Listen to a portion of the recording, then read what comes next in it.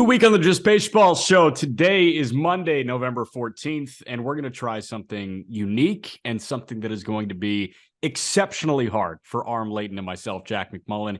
Again, Just Baseball Show. We really struggle with keeping our thoughts concise because we want to get everything out. So naturally, I thought a great idea would be to try and dive into 15 headlines around Major League Baseball and free agency and set a timer for 30 minutes. So an average of 2 minutes per. Does that sound good?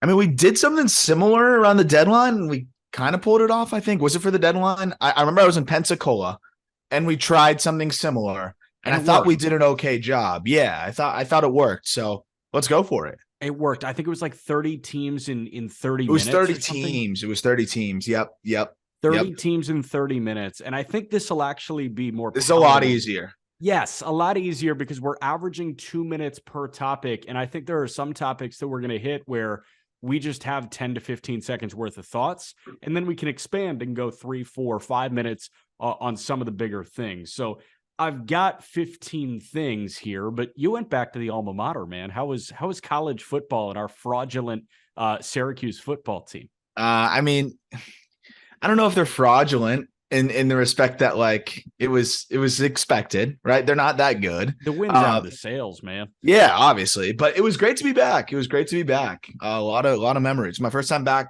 since we graduated, which was not even a graduation because I didn't go to the graduation. So my first time there since I went home for spring break and never went back. Yeah, and it was cool. It was really cool. It was nice to be back and cold. So it was nice to be reminded of why I was excited to for the next chapter of my life, and it was getting away from that weather. It hailed within the first hour of me being there. So, it's like that. So who would have thought you left after me and you got back before me? You've never been back yet either? I haven't been back.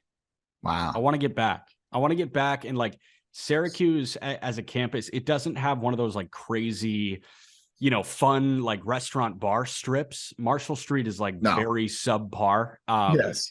But it's kind of nostalgic, right? Like, it absolutely is. That campus is awesome. At varsity, yeah, campus is great. So, yeah, I'm with you, man. But we've got a lot of baseball to go over, even after your Dolphins hung like 40 on whoever the hell they were playing, and now they got the Texans next week. Browns. The Dolphins would be undefeated if Tua was healthy the whole time. By the way, noted. All right, I'm gonna set the timer. Let's do it. All right, 30 minutes, 15 topics. 3, 2, 1. Okay, so first thing we got to touch on is the Astros parting ways with general manager James Click. Yeah. I mean, that is massive, right? That should be 20 minutes in itself, I think, honestly. I think so. Like, this might be one of those 7 or 8 minute guys, but the Astros done with James Click. They do retain manager Dusty Baker. They've got a senior advisor making free agency decisions for them. It's kind of odd how all of this happened. The reports were from Jeff Passan that Click asked for an extension. The Astros came to Click with a 1-year deal. Click said no, he needs a multi-year deal. The Astros said no and fired him. Yeah. Really weird. Can you remember a time where the GM of a World Series winner is just gone the year after? No. And I think there's more to it than that, right? Like, I think the contractual stuff that basically came out that we're aware of now is kind of the top, like the surface, the tip of the iceberg of things that are going on below the surface, right? So I think they had issues. I don't think they got along that well. There were some quotes that I saw from Click a few weeks ago where I was like, man, I would never talk about my boss that way or my relationship with my boss that way in regards to Crane. But, I think the unwillingness for the multi-year deal was because of their relationship and, maybe some things that they were at odds about, and an unwillingness from Crane, the owner, to, handcuff himself to this guy for multiple years if they're not getting along that well. I think that was a big reason why. It sounds like Crane is, and we kind of know this, is one of the most hands-on owners. I think in a lot of ways, kind of baseball's Jerry Jones, in some ways, where he's just very involved. But I would say the difference is Crane seems to know what he's doing. I tweeted about this a couple days ago, but the amount of turnover they've had in this front office and still had sustainable success with that turnover, I bet Crane thought about it and said, hey, man, I've had a revolving door of GMs and assistant GMs, and this franchise has continued to be great. I'm not afraid of another GM leaving. We'll keep the train moving. Yeah, so that's kind of the thing that gets me, because a lot of the previous GMs have, I mean, we know the deal with Lunau and shit, or Lunhau and shit. Like, that was, not good. That was a disgraceful end to it. But with James Click, it felt unique because he was this perfect blend of analytics, and it felt like feel, but I guess Click was all analytics and Dusty was all feel, and they kind of matched to form this super baseball mind. But my immediate thought when I saw that this rift was reported by John Heyman was, why can't you guys just be adults and view this as a healthy difference of opinion? And that's how James Click put it. Obviously, it was not a healthy difference of opinion. It was very unhealthy, and it got contentious to the point where Jim Crane and Dusty Baker didn't want to work with James Click anymore, and Click is gone. My thought is, there are few GMs whose job is truly safe if James Click hits the open market. And it's not like an organization and an owner is going to fire a GM or a president of baseball operations to bring in James Click.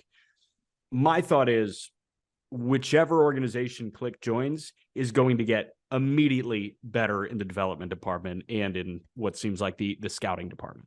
Absolutely. I mean, this guy knows what he's doing. There's no doubting that. There's a reason why the Astros have been good for a long time and continue to be good now. I mean, it was working before him, but he took the reins and continued things with the Astros from a development and from a big league standpoint. All the moves that they've made have been great as well. So I'm very interested to see where he lands. There's going to be no shortage of interest in Click.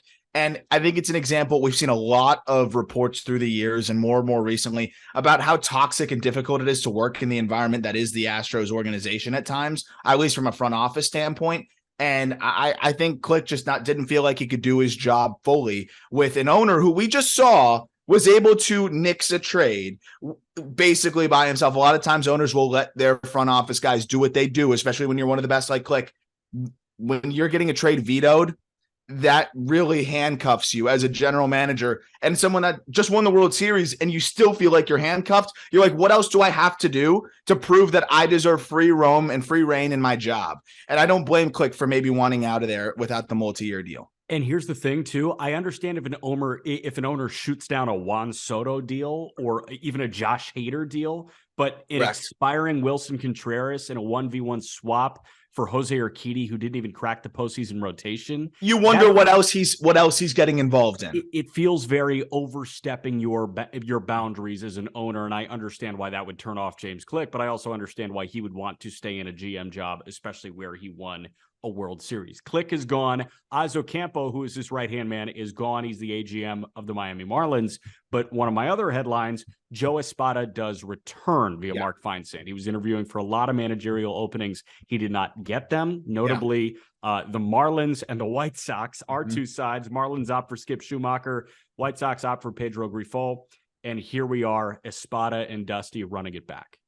Yeah, I'll be short on this one. I don't want to, assume too much on this, but I find it interesting that Espada going into this offseason was one of the, sexiest candidates when it comes to managerial consideration. Then all of a sudden, he's not even a finalist in a lot of these runnings. I know with the Marlins and the White Sox, it just didn't seem like he was one of the main guys down the stretch. And, I do wonder if this is like a Bieniemy type of thing. I was going to say Eric Bieniemy. Yes. Eric Bieniemy, who, candidate looks great, but when it comes to, going and interviewing and sitting down and whatever, just seems to come up short somewhere. And I think that might be the case with Espada. The good news for the Astros is he is fantastic in his role with them, and he provides some continuity for, the defending champs next year. I think it's good for Espada as he continues to try to get ready instead of maybe getting thrown into a situation that he wasn't ready for, if that's what teams think. And, and I know he got a lot of experience through these interviews, and I'm sure he'll get an opportunity down the line, but oh no, you go back to being one of the main guys for the defending champs. I think Espada will be just fine. Yeah, one more that has nothing to do with the guys that are actually on the field. Rays, they hired John Daniels as the senior advisor of baseball operations in Tampa. John Daniels was the previous president of baseball operations in Texas. The Rangers ultimately decide to hand Chris Young the keys to the Corvette, which may get very souped up with brand new tires and maybe a nitrous engine with Jacob deGrom and other top flight pitchers being interested in Texas. More on that a little bit later on in this half hour. But John Daniels, my understanding is solid baseball mind, wasn't really cutting it as a lead man. Now he can be an advisor of sorts to Eric Neander. Yeah, I like it. And we're seeing a lot of front office shuffling, which is fun because I feel like there's a lot of knowledge now kind of getting more spread across the league as teams start to, poach guys here and there. And just another one where I'm excited to see how things shake out. Yeah. 8 minutes in, we've got, I think, 4 headlines down. So we're actually on pace. This is perfect. Let's get to relievers and multi-year deals. Let's start with the Padres. Robert Suarez, 5 years, $46 million with a player option after year 3. Really interesting deal. This is Preller throwing money that isn't his at a guy when they need to allocate $500 million to Juan Soto some point soon. Yeah, I mean, look, I think, with the bullpen the way it is, I do wonder if this means they're not planning on paying Josh Hader after this season. I think they might let him go to free agency. Obviously, Hader's got a little bit more tread on his tires. I know that I think they're both on the other side of 30 or getting there. How old is Josh Hader? I think he's 30. Okay. Suarez is 31, but as we know, has not really pitched that much in his career because he got such a late start. And really, this was his first full season stateside. So 47 and 2/3 innings. He's still young in terms of baseball, just miles on his arm. I'm just surprised because you are buying at the absolute peak, right? You're buying at the absolute top of the market. And he was really good this year and had a really good postseason. But let's say the postseason doesn't happen and we base it just off the regular season, which I think almost every single long-term signing you make should be, you got to remove the emotion from the postseason. Are you giving this guy a multi-year deal? I don't know. The one thing I will say is we were critical, or at least a little bit like, what is he doing when he gave Nick Martinez the multi-year deal? And that looked like a pretty good option for them and a good contract there that seems like they're not going to regret. I want to see how it plays out. I just hate giving relievers multi-year deals. Correct. And real quick, before we move on to what I think is going to be an identical conversation, Josh Hader's only 28 years old. He'll turn 29 on April 7th. Okay, yeah. So next year. So, but just more miles, right? Like, are you going to give him a big contract?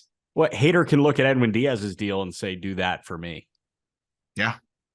Yeah, right? Which no one's doing. No, how old is Edwin Diaz? Edwin Diaz is 28, identical age. Hader was born 3 weeks after Edwin Diaz. I mean, Hader can actually look at that deal and say, yeah, give me 4 years, 80 mil. And I feel better about Suarez 5 for 46. 100%. Actually, one last thing too. Nick Martinez opted out of or turned down his $6.5 million player option for this year. So he's actually going to hit the open market.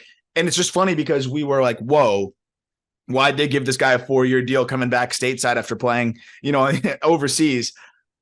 It's pretty crazy. That one worked out. So we'll see how it works out for Preller and Suarez. Obviously, Suarez was a very popular name on the market and they didn't waste any time. Yeah. But, these deals are typically not great. And this is like Raisel Iglesias money similar, right? And I know Iglesias, that contract's not looking great either, but that was like the crown jewel of the reliever market. We thought that teams might kind of start to shy away from the long-term reliever deals. And now it seems like lesser candidates, less established candidates are getting these big time deals. It's pretty wild to see. You want to talk less established candidate? The deal that was broken on Instagram from Passan, who's making a contingency plan if Twitter goes down. Don't blame him.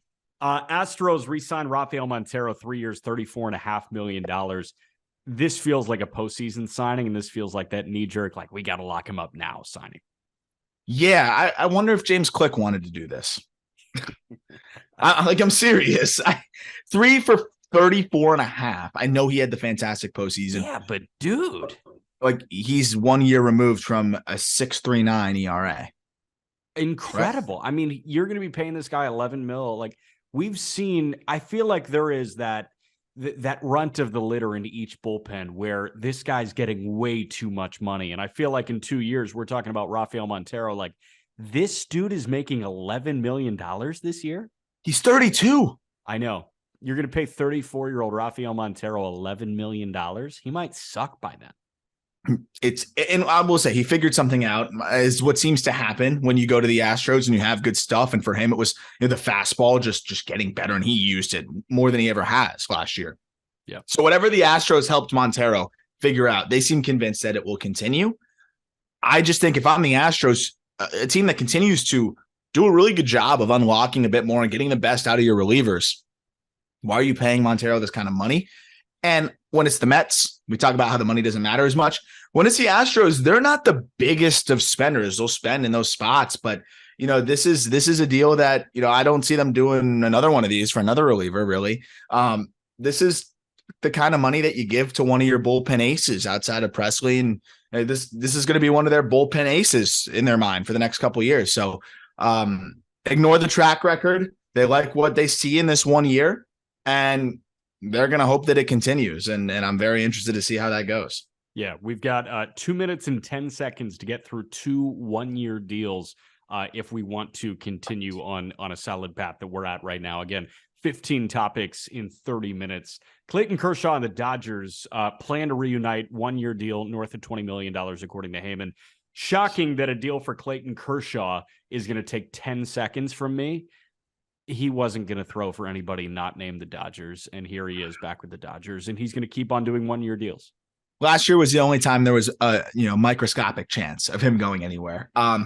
He can't. She shouldn't be in any other jersey, right? When I go to his Baseball Reference page, I want to see lad all the way down. Correct. I don't want to see anything at the end like a bunch of Michael Jordan with the Wizards on a Saturday night. Yeah, I don't want to see that. So great for baseball. And guess what, dude? At $20 million or whatever it is, let's say it's 24, on the high end, if he gives you exactly what he gave you last year or slightly diminished, 125 innings for round numbers of a low 2s, mid 2s ERA, you'll take that every day of the week, even though that's not, a full-time starter for you. Clayton Kershaw is still an extremely valuable player. An extremely valuable player, especially with no Walker Buehler next year either. You need Clayton Kershaw. Tyler Anderson and Andrew Heaney also on the open market. Now, you would like continuity. You have it in Kershaw and Urias and Gonsolin. Braves, they signed Nick Anderson after he cleared waivers. 1 year for $875,000. If he's in the big leagues, $180,000 if he's in the minor leagues. I don't want to make a guess on how healthy this guy is. If he's healthy, this is the steal of all steals. Yep. If he's not, I don't think 875 is going to hurt you at all. No, not at all. I mean, it's barely over the new minimum. And see how rich baseball. Liberty Media is, the new ownership group for the Atlanta Braves. They're stupid rich. And dude, this is literally barely over the new minimum. So, I mean, all upside here, a great addition. I hope he's healthy because when I watched him come up with the Marlins, ultimately was traded in that deal to the Rays for Jesus Sanchez and Ryan Stanek. And, who, by the way, Stanek horrible with the Marlins, goes to the Astros, figures it out again. Yeah. Crazy how that works. I really want to see him succeed because it's a cool story. Came from independent league baseball, figured something out. Disgusting when he's healthy. Let's see what happens. He only threw, 16 innings in the big leagues in 1 inning, 16 innings, in AAA. Didn't see him in the big leagues at all this year, if I'm not mistaken. So, right. Would definitely hope to see him get healthy because when he's right, I mean, he could be a lights out closer. Like that's how good the stuff is. And it's funny because Anderson is kind of a differentiation from the typical Tampa reliever, right? Where Tampa relievers, they sweep sliders across and they rip it across. Nick Anderson is tall. He comes right over the top and he's got a fastball that does not come over the heart of the plate at all. He has high fastballs over the top ad nauseum, and it always works. So that's it for the deals. Now for the rumors, which is the best part of the offseason here. Red Sox apparently offered Nathan Eovaldi a multi-year deal. Why? They need pitching, man. I mean, they need pitching. That's the best answer I can give you. I think there's a lot of pitchers on the market, and there's a lot of guys I would probably prefer to offer a multi-year deal to. But, Eovaldi has risen to the occasion for the Red Sox in a lot of big moments. He's a guy that is sneaky been with that organization for a while now. And I think he's a big part of what they want to do and a big part of what they do in Boston. So I think he's a glue guy at risk of being a little bit, I know it's a pretty annoyingly old, like common thing to say. He's a glue guy, but I mean, he's been there since 2019. They've had some really good seasons with him. When he's healthy, he's fantastic. Health was an issue this year, only threw 109 innings, but when he was on the field, still a decent starter, 3.87 ERA, a 4.3 FIP. I think it's really about the health. He can pitch. If a multi-year deal could be 2 years, 2028, we don't know what that is, but if it's more than that, I wouldn't be thrilled if I'm a Red Sox fan. You think it is more than that? I think it's 3 years max, and I would be shocked if it was 3. I think it's 2 years. Stroman just signed 3 for 71. You think it's cheaper than that? Yeah, absolutely cheaper than that. Like 3 for 50, you think? Yeah, or 2 with incentives and an option. If you're a Red Sox fan and it's 3 for 50 straight up, no options, are you happy or sad? I think it's dependent on what they do elsewhere, right? Like if they don't pay Xander and I watch them go 3 for 50 on Nate, I'm not happy. If they do both, it's fine. 3 for 50 and today in this market, right? I mean, look at what Chris Bassett turned down, right? Like he's going to turn down the QO, right? I mean, look at some of the guys that are getting QOs. Yeah, stupid. So I would say that's fair. It's just you have a huge injury risk there, but I think it's a risk worth taking given the upside that he gives you and how good he's been in the postseason. I wouldn't be thrilled with it. I'd rather not do it, but I'm not losing sleep over that one if I'm a Red Sox fan. Fair. Speaking of Xander, the Phillies are reportedly interested in Xander Bogaerts, according to John Heyman. That's like the one shortstop I don't get for them. Yeah. Obviously, Xander makes any team better. Let me preface with that. Right, correct. And he did improve defensively, very much so last year. But you assume that this is going to be a long-term deal, 7-8 years, right? Whatever it is, 6, 7, 8 years. His defense is it's going to be a curve here, right? He's going to be an age curve and it's going to go back down, right? He might give you 1 or 2 good years, maybe 3 at the best of this new and improved defense that we saw from him. Then he's probably going to taper off. Range was already an issue for him. The Phillies defense is the problem. We know that, right? And if you get a shortstop, you're moving Bryson Stott off of short, who is an average defender, to play second, where he'll probably be great. The defense would probably, remain kind of the same, I guess, because I think Stott and Xander are relatively similar at short, and you're moving a shortstop to second. For the next couple of years, they're relatively similar, and then Stott gets better than Xander. Exactly. And I like Correa makes way more sense to me. Yeah, correct. They don't need more offense. Like, you want the more well-rounded shortstop, I think. But I don't think he's going to be that much cheaper. Like, do you think Correa is going to be more? How much more or less do you think Correa is going to be than Xander? So I think we had Xander around 7 years, 180. Is that right? In our free agent write-up, by the way, justbaseball.com, free agent write-ups there. I think we had Correa 8 for 250, which is, if it's that much of a difference, then I get it. But if they're closer, why would you go after Xander and not Dansby Swanson for almost identical money? I have way more confidence in Xander Bogaerts playing at a top 5 shortstop level, or as close to it for the duration of that contract than I do to Dansby Swanson. I'm with you.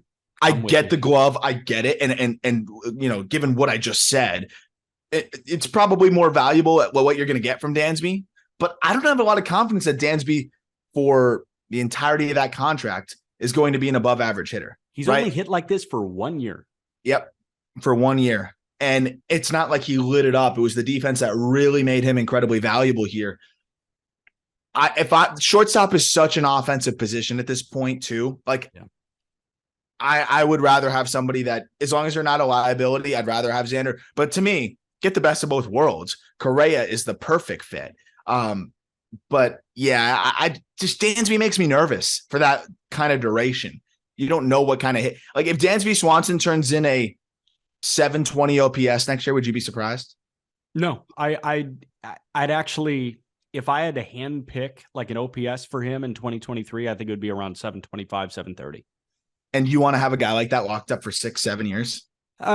Playing Gold Glove caliber defense, maybe, if the price is right, and leadership skills. We know Dansby has that. I don't know. I know that the defense will taper off with Xander Bogaerts eventually. That's the thing.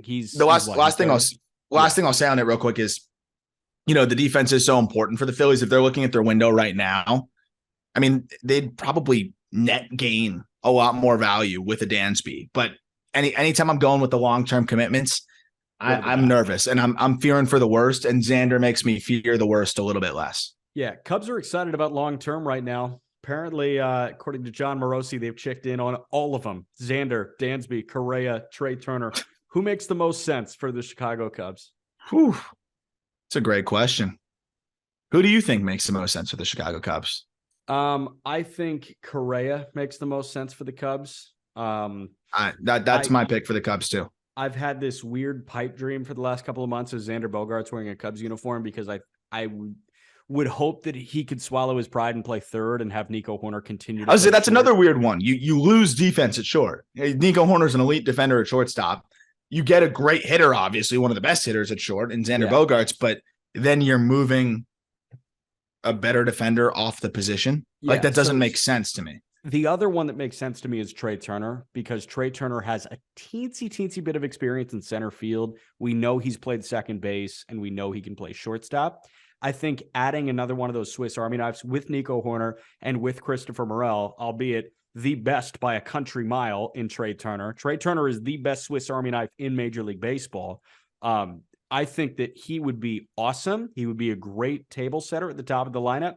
But I think Correa, like, it would be really nice to have that masher and the platinum glover at short.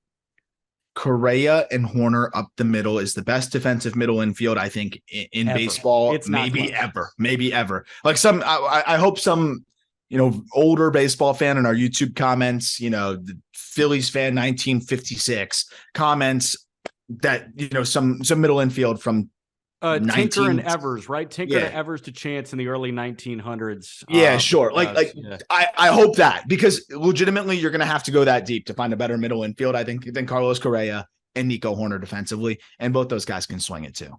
Yes, 100%. Yeah, Cubs shortstop, Joe Tinker, second baseman Johnny Evers, and first baseman Frank Chance. That was the double play tandem here. That's nasty. And I want to say this was... 1902, they turned their first double play together. Exciting stuff. We're at 6 minutes already, so we're going to blow by this, but I think this is really good. We're doing 15 topics in 30 minutes. We're not going to do 30 minutes, but 15 topics rapid fire. Staying on the Cubs, according to Matty Lee of the Chicago Sun-Times, they plan on adding a center fielder. The two names that I saw were Kevin Kiermaier and a trade for Cody Bellinger. Huh. I don't know. So I haven't had much time to think about that one. I honestly didn't even see that headline. Yeah, I kind of like Morel in center. Here's what my thing is. I don't think they're going to sign somebody for center field. Like, you're not signing a Brandon Nimmo, right? You're not.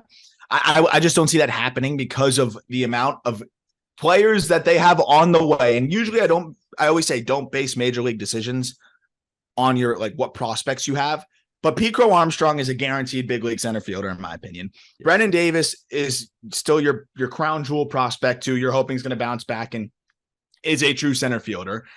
Then you also have several other guys that have shown some things. Morel, great defender out there, really struggled in the second half, but a young player who has big time upside. I wonder if they're going to be willing to, commit to all of their money in center field when you have so many options coming up. And that's not even mentioning, Velasquez, who played a little bit out there. Canario played a little bit out there and almost launched 40 home runs last year. Like, they have a lot of options internally. I like to hear that they want to go get somebody, because that means they're focused on competing in the next year or two. Bellinger makes the most sense to me. You buy low. If it doesn't work out, you've got contingency plans littered throughout your system. But as they continue to climb up, you have a chance to, buy low on Bellinger and a former MVP and see what happens. If it doesn't work out, you move on and you have your other guys coming up. Bellinger is probably going to make 16 mil in this final year of arbitration in 2023. And then he hits free agency. So it is a 1 year buy some time thing. Don't move off one of your center field prospects. And you're right. Like, there are too many studs for one of these fuckers not to hit, whether it be PCA, whether it be Brennan Davis, whether it be Canario, if he turns into a center fielder. I mean, hell, Morel becomes a good center fielder. Like, there are. He already is a good defender. Yes, he was mistake prone on the infield. But Which he's is why they one of moved the into strongest center. arms in baseball. Like Yeah. when you look at throwing speed from the outfield, Morel litters the top of the charts there. I mean, he's got Yeah. a rocket of an arm. All right, next one. Let's go to the Japanese guys because the classic teams, the classic West Coast teams, right? Mariners, Angels, Giants, and throw in the Texas Rangers too. They are, of course, interested in pitcher Kodai Senga and position player Masataka Yoshida. Let's start with Kodai Senga because this guy has some electric stuff. 29 years old, just got posted, 148 innings this past year, a 1.89 ERA, 159 punch outs, so 9.7 Ks per nine, 50 walks. That's about 3 walks per nine. Senga, you've got the data on him. This guy's like gross, right? Yeah, I mean, fastball average is 96. He's touched 102. Has the classic splitter that is just a problem. Nobody hit the splitter. The command's pretty darn good. And he just comes at you with so many different pitches. He's got a fastball, a splitter, a cutter, a slider, a changeup, and a curveball. And home mix all of them in. Obviously, best pitch is the splitter. Second best pitch is the cutter. And we've seen cutters kind of take over baseball here. And this is, we don't always see guys coming over from Japan and having those kinds of, cutters the same way. Darvish, one of them, but not everybody. Tanaka was more of the fastball splitter. This is a good cutter. And I think that gives him a good third pitch. Senga's going to be popular. And, we already saw a report from Mark DeLucci, who did a little bit of stuff with us at Just Baseball. And I forget where he's writing now, but does a great job on the Giants. And DeLucci drove by, saw the scoreboard, and I think they had Senga, it kind of superimposed in a jersey out there, which usually they do for visits and stuff like that. We know the Giants want to spend some money. This could be a nice pickup.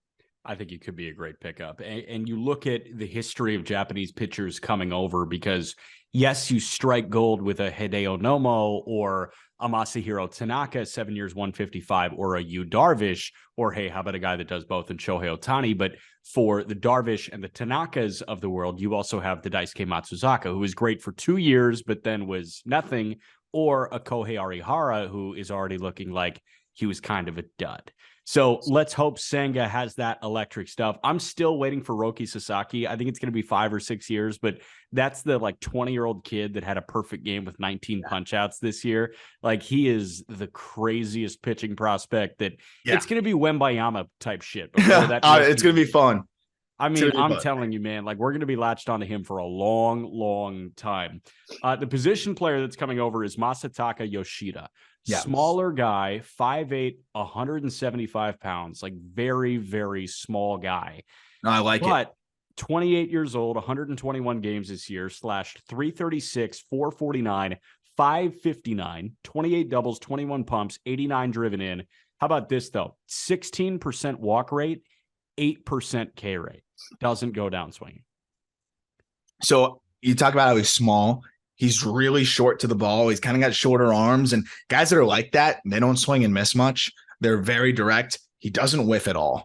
And he's got power. That's the thing, is he had a home run 445 feet this year. He's produced a ton of 110 plus mile per hour exit velos. So if we're talking about a guy that's compact, short, consistently making contact, and then has this power that defies his frame, that's the kind of candidate that I say he could come over stateside and make a pretty smooth transition. I think this is going to be one of the more underrated candidates, and I'm curious to see how much he gets. This is someone that I do think makes a smooth transition. Yes. So Ha-Sung Kim is the other guy that I look at, right? Smaller guy, 5'9", 170. Kiwoom Heroes in the KBO in 2020, 138 games, 30 homers. Similar, walked more than he struck out, hit 306. So he slugged a little bit less, but he had more homers. Now, what I will say here is the KBO is a worse league than Nippon Professional Baseball. The baseball quality in Japan is a lot better than the baseball quality in Korea. So I'm not saying that, you should expect that, Kim came over in 2021 and hit 202, and then he just upped his batting average 50 points. He upped his OPS about 100 points this year from 2021 to 2022. But there is a chance that he runs into those growing pains in Major League Baseball. There is less of a chance that he runs into those Ha-Sung Kim type growing pains than Ha-Sung Kim did. No, I think he's a much more advanced hitter, without a doubt. But Kim has also done a great job of making those strides, like you mentioned. But yeah, I do think that Yoshida is a more advanced hitter. Fair. Okay. Timer's already up, but we got more shit to talk about. So right. we tried, we failed, whatever. Don't fault us for it. Episode keeps going. You should be happy. More content here. John Heyman connected the Rangers to Jacob deGrom. Morosi connected the Rangers to Carlos Rodon and Kodai Senga. Like, okay, yes. I mean, Senga, yeah, sure. But Jacob deGrom in a Rangers uniform would be peak idiocy. In a good way. In a good way. Yeah, in a good way, right? I'm here for it, right? The Rangers they're doing whatever they're doing. I don't know why people are, mad about it or like, oh, what are they doing? Why are they spending all this money? The team's not that good. Who cares? Who cares? It's fun. They're a fun team. I don't know if they're going to be good. I have no idea. Another competitive team in baseball. We need more competitive teams that are willing to spend in baseball. We complain about the lack of parity spending wise, and then the Texas Rangers want to come around and spend. Let them spend. Yeah, no, not you. Not you. No, not them. So like, I'm here for it. I like it. Is it risky? Absolutely. But what if DeGrom is healthy? Then this team's actually like, that's the thing, is if you want to roll that, you have money to spend and you're not afraid to, make a bad investment. What better high risk, high reward investment is there than Jacob fucking deGrom? Like the Rangers are far off still, technically speaking, but not far enough, or not too far to where a Jacob deGrom can't save you. Jacob deGrom can make this team competitive with a few other good moves, which we know. I believe in Chris Young. I'll say that. I think Chris Young will make the other supplementary moves. They've got prospects coming up. Josh Young, other guys too. Yep.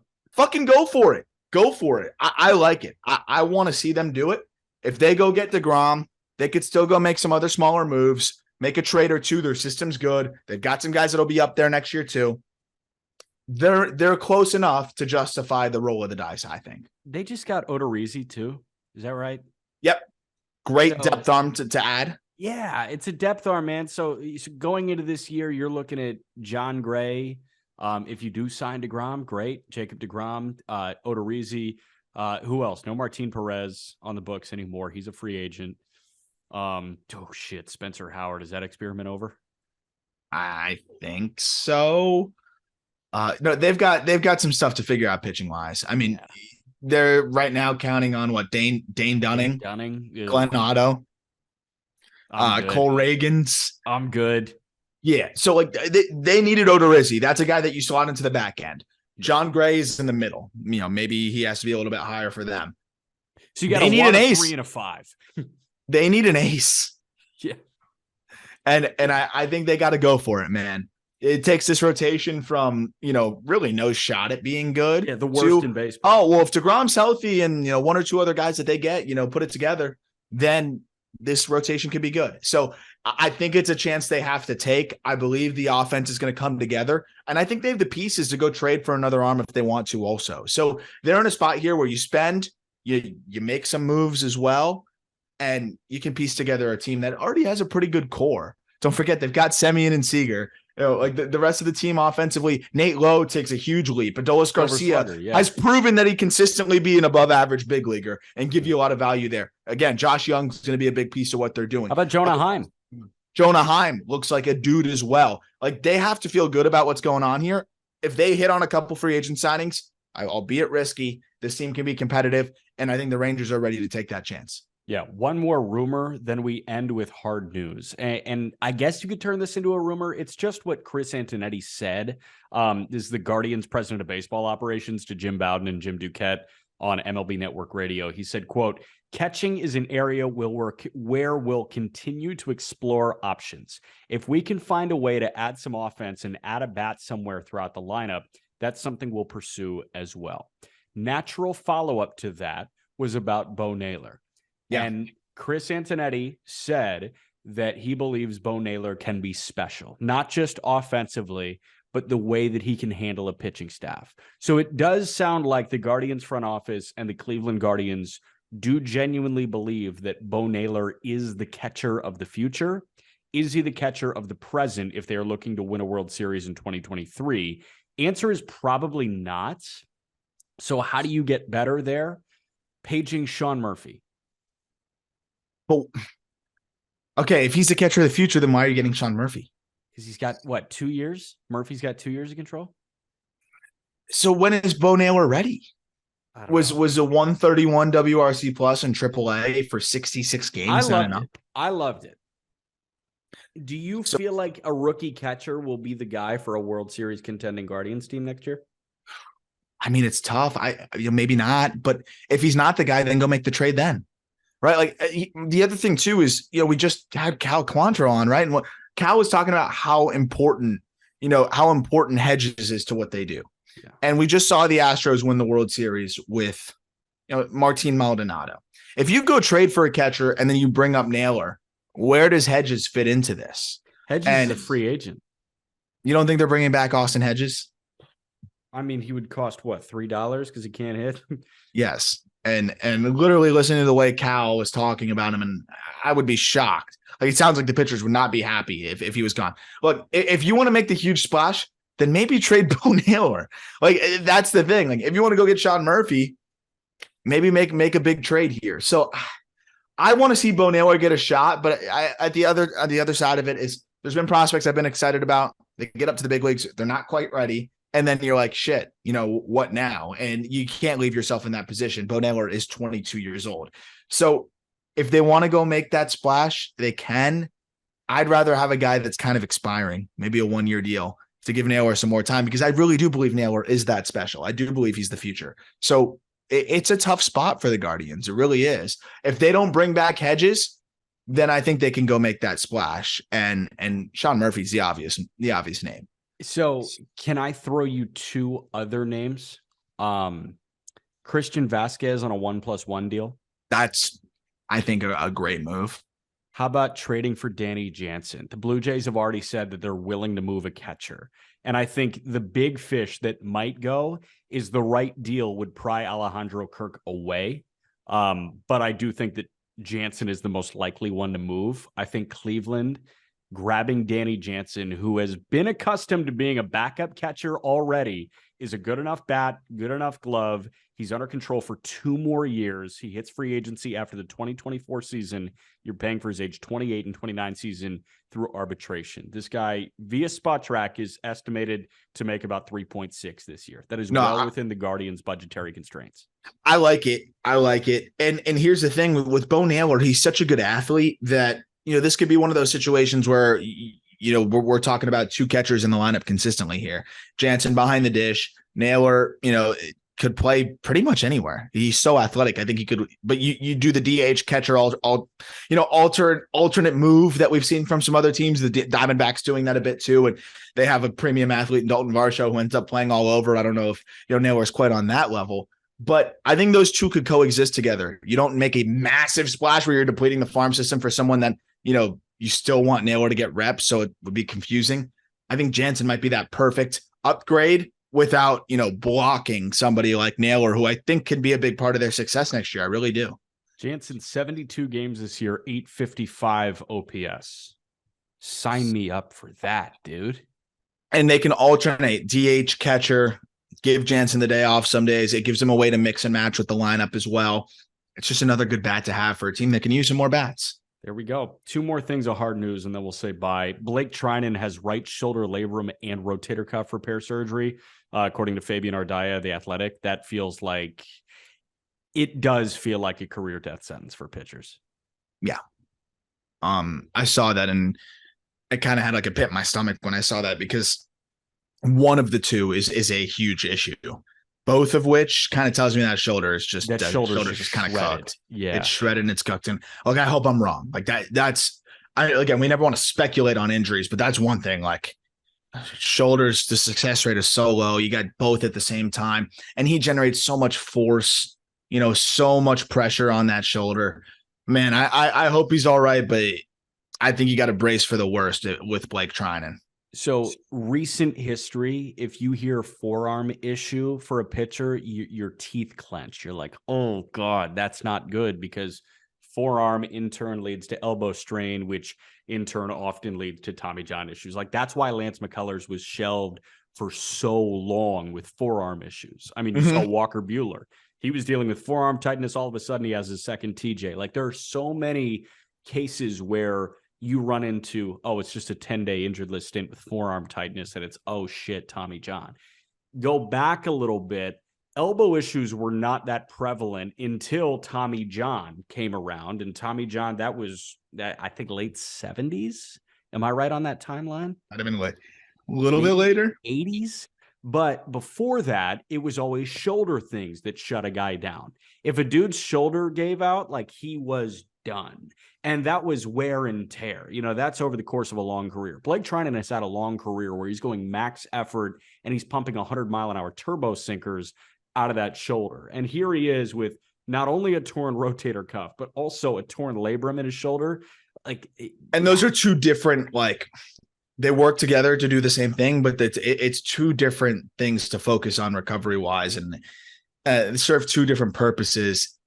It's not great. That was a tough one to see. He's 34. The sliders that he's ripping too, like I just don't see him having the same amount of arm speed. And you see guys with the shoulders, just the level of success in terms of recovery, it's usually not great. And he only threw 5 innings this year.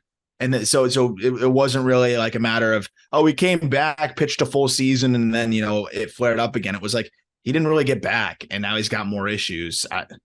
I don't feel great about it, and I hope he proves the odds wrong on that one. Yeah. I feel like we're in local news right now. Do you remember? Because like in college, we learned about this. Is it called a kicker? Like the one not sad story at the end of the show? Yeah. The kicker. The kicker. Yeah. So I feel like this is a kicker, right? Because we just discussed a dude's arm being absolutely shot. Yeah. And here we are with the kicker to end the podcast. The Phillies extend their hitting coach, Kevin Long, through the 2025 season. Apparently he's really well liked. They should extend their other hitting coach in Bryce Harper to another 20 years after his contract is done. Because look, I don't want to take anything from Kevin Long, but I will bet my life that Bryce Harper has influence on these hitters. And if you don't believe me, go look at what Bryson Stott does with his setup now. Go look at what Bryson Stott does with 2 strikes. Go look at Brandon Marsh's setup and go look at what Brandon Marsh does with 2 strikes. That said, Long is working with these guys with probably Harper. And it seems like a very collaborative environment of veterans and having a hitting coach that seems to work with all of his guys really well. Look, this team got hot. They continued to rake through the rest of the year. I will say the one exception would have been Castellanos, but I don't think any hitting coach is helping that guy. His approach is just non-existent. Horrible. Yeah. You can't deny what they did offensively, and also guys that were slumping, kind of turning things around, guys like Brandon Marsh making that leap, guys like Bryson Stott making that adjustment and improving, Alec Boehm improving, Real Muto even like just kind of kicked it back in gear to a different level. You look at all these guys and they all seem to make that kind of leap, or, you know, were wrong at one point and kind of got right. You got to credit the hitting coach there, because even for the vets, it's keeping those guys on track. Sometimes they just need another set of eyes that they trust. And for a 10-year vet, it's rare that you find a set of eyes that you trust, and it seems like Long is that guy for them. Yeah, nice guy, knows hitting, and if we learned anything about the Philadelphia Phillies in the month of October, they can really fucking hit. So good on Kevin Long for getting the bag, and the old generational wealth for the position coach in Major League Baseball. We love that stuff. Hell yeah. All right, Peter and I will be back to talk baseball with you tomorrow. Not sure what we're going to talk about yet. I know he had a pretty unsuccessful day in his NFL picks. Is that right? Ooh. Uh-oh. I don't know, but the dude is slapping units on the board, and chances are he's got more units now. I love the word units. Units. Yeah. Now I'm going to be up all night thinking about what the Guardian should do at catcher, because I really don't know now. I like Danny Jansen. I'm gonna sleep soundly thinking about Danny Jansen. Good for you. I won't. But no, I do like it. I do like it. Fine. All right, guys. We'll talk to you tomorrow.